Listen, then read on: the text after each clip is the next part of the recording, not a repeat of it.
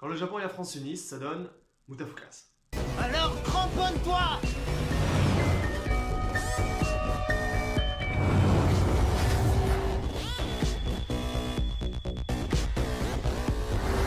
Le cinéma n'a jamais vu un truc pareil! Après le film Dofus, qui fut plutôt sympa, mais malheureusement un échec au box-office, et la saison 3 de Wakfu, qui fut vraiment très sympa pour les 10 premiers épisodes, malheureusement avec une fin qui s'est un peu cassé la gueule, Ankama revient avec une nouvelle production d'animation, avec le film Mutafukaz, adapté de la BD du même nom. Donc c'est réalisé par Shojiro Nishimi et Guillaume Renard, Run, l'auteur de la BD, et c'est produit donc par Ankama comme je le disais. L'histoire est celle d'Angelino, un jeune de 22 ans qui a la particularité d'avoir le corps entièrement noir et une tête plus ou moins une boule de billard. Il vit avec son ami de toujours qui s'appelle Vince, qui est un homme squelette avec la tête en feu. Je ne sais pas où va finir cette phrase. Et donc tous les deux ils vivent dans la ville de Dark Mid City, qui est une ville complètement pourrie, infestée de gangs, taux de criminalité important, etc. Vraiment, vous sentez la ville épave presque, c'est vraiment, la ville entière n'est qu'un déchet. Voilà, et donc eux ils essayent tant bien que mal de sortir la tête de l'eau et de survivre si je puis dire. Donc suite à un accident de scooter, Angelino va se retrouver avec des maux de tête très importants, il va même avoir des visions, etc. Et ils vont se retrouver embarqués dans une histoire qui les dépasse complètement, à base de gens qui les poursuivent et qui menacent leur sécurité. Donc on va attaquer le film plus en détail. Je vais commencer par les défauts, il y en a très peu, donc je vais commencer par là, au moins ce sera évacué. Donc pour moi le principal défaut, qui n'en est presque pas un en fait, ce sera le scénario, qui est dense. En fait, il est aussi simple que complètement barré. C'est-à-dire que le déroulement de l'action et des scènes va être très simpliste et pas forcément super intéressant. Ce qui va rendre intéressant par contre, c'est que le moindre truc que vous allez trouver un tant soit peu débile dans le scénario, ils vont le pousser à un extrême tellement fort que ça va devenir intéressant à suivre. Je sais pas comment ils feront, mais c'est génial. L'histoire est complètement excentrique, nous dépeint un univers qui est lui aussi complètement excentrique. Vraiment, on embarque dans une espèce d'épopée qui n'a aucun sens, mais en même temps tout prend sens. Vous comprenez? Donc vous le sentez venir avec la description que je vous en ai fait jusque là. L'un des points forts du film, c'est véritablement son humour. Ça marche à tous les coups, il y a des références à tout, à la chanson, au manga, à la BD. C'est complètement méta, mais c'est génial. Vous allez vraiment beaucoup rire, je pense. Enfin, après, les goûts et les couleurs, comme on dit. Non, c'est vraiment un atout assez important pour le film. Il y a juste un personnage, mais en fait, c'est plus un souci que j'ai personnellement. Le comic relief est assez lourd. Il est voulu pour ça, hein. Le personnage est décrit comme lourd même par les autres personnages. Mais au final, moi, ça m'a juste fait chier de le voir quand on le voyait. Et je sais que c'est un problème que j'ai. Dans tous les films en général, j'ai du mal avec le comic relief. Ils me font souvent très chier. Mais le point fort principal du film, c'est son animation. Elle est juste magnifique. Moi, ça m'a fait énormément plaisir de revoir de l'animation traditionnelle. Bon, c'est toujours fait par ordi, hein, mais vous savez, vraiment du dessin animé, quoi.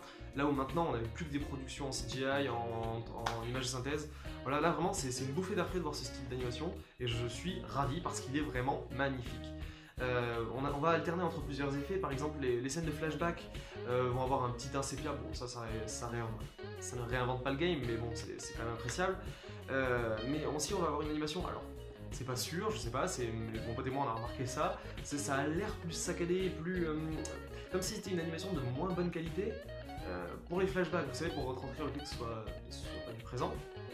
Les scènes d'action aussi sont très fluides, c'est magnifique. Alors en fait l'animation, je sais pas si vous savez, c'est à base de keyframe. Donc en fait on va définir des points précis qui vont être le centre de l'animation.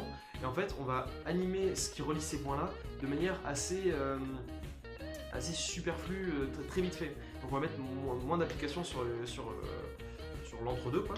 Donc là vraiment j'ai eu l'impression qu'il s'était appliqué sur toutes les frames pour faire un ensemble super fluide et c'est super appréciable. Autre truc qui rend super bien avec cette animation, la scène qu'on voit dans la bande-annonce où Angelino est attaché avec des électrodes dans une pièce qui semble assez sombre, etc. Dans le film, ça rend super bien. Il y a une impression de vide, d'immensité de la salle qui rend, mais c'est juste fou.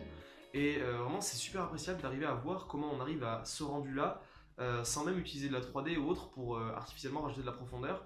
Là c'est vraiment que l'animation qui fait ça et c'est magnifique.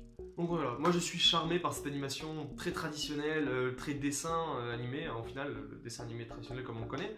par rapport à la CGI, le 3D, l'image de synthèse, qui me plaît moins, je m'y retrouve moins, et ça me fait énormément plaisir de revoir cette animation que j'aime beaucoup. Donc pour ce qui est du doublage, j'imagine que c'est ce qui a attiré pas mal de personnes pour voir le film, vu que c'est Orelsan et Grinch qui doublent les personnages principaux.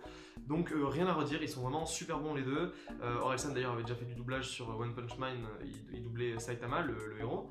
Bon, à la rigueur, si on chipote, il y a peut-être le personnage de Vin sur lequel j'ai un petit doute. Alors, ça doit peut-être être dû au fait que ce soit un crâne qui a pas de mâchoire, donc peut-être qu'il n'y a pas de synchro labial, donc ça sort un petit peu par rapport au personnage. Mais sinon, non, franchement, ça va très bien et le doublage est cool. On arrive vraiment à oublier Orelsan et Grinch pour ne penser qu'à Vince et Angelino. Donc pour conclure, je dirais simplement que ça me fait très plaisir de revoir des films comme ça, français. Donc bon, on sait que c'est une coproduction franco-japonaise, mais tout de même, c'est vraiment super appréciable, je dis beaucoup appréciable, de voir à quel point la France a du talent. Et si on se limite pas aux comédies françaises, bon qui plaisent, hein, je sais, je vais pas commencer à critiquer ou quoi, mais si on peut se rendre compte qu'on a les moyens et le talent pour faire, je sais pas, de la SF, de la fantasy, tous les films qu'on veut, on pourra commencer à sortir de ce carcan et à produire des trucs de fou, et voilà. Et enfin, donc comme je vous l'ai dit la dernière fois, on va essayer de parler d'une scène en particulier, et donc je vais vous parler de la scène de l'attaque de l'appartement. Alors, si vous considérez que c'est du spoil, ne regardez pas cette zone, mais je pense pas, vraiment ça spoil rien. Juste à un moment, un appartement se fait attaquer, je dis pas de qui, je dis pas par qui, je dis voilà.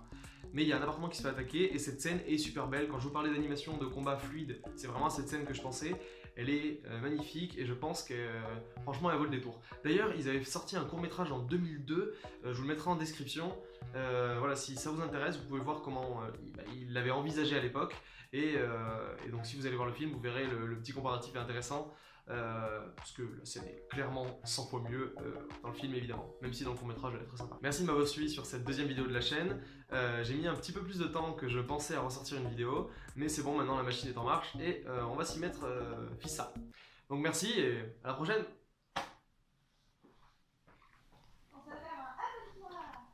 Non.